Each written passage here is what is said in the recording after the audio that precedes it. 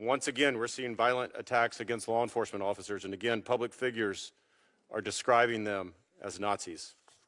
The difference between 2020 and now, however, is that the Trump administration knows what to expect and is fighting aggressively to hold these violent offenders accountable.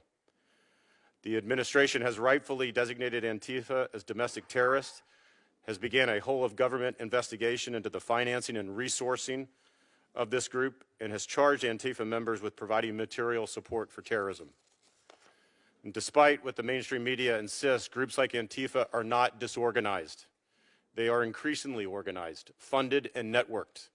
They plan online, they operate anonymously, and execute in ways that make detection difficult.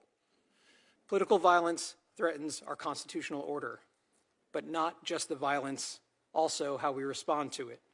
Whether we choose to do what works, quietly investing in scaling up prevention efforts, or we feed political polarization that makes Americans less safe and erodes our Constitution.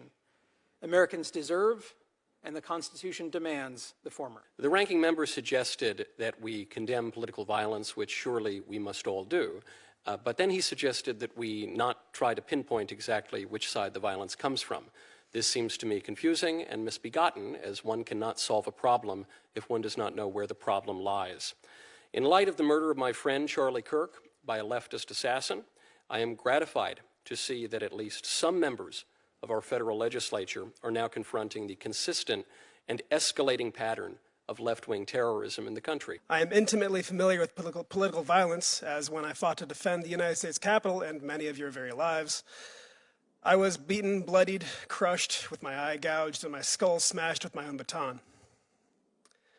Political violence is a worthy topic for discussion. However, the press release I saw from the subcommittee chair made it clear that this was not going to be an honest consideration of various causes and effects, but rather a ham-fisted attempt to propagate the unsupported notion that liberal ideology is the greatest origin of modern political violence. The number one most requested briefing topic that we have been asked to provide has been on the topic of Antifa and related left-wing extremist groups. The reason it has been the most requested topic is not because, contrary to media reports, Antifa does not exist. America's law enforcement knows it exists because they see the effects every day. The reason it is the most requested topic is because they cannot get accurate and quality information about the threat.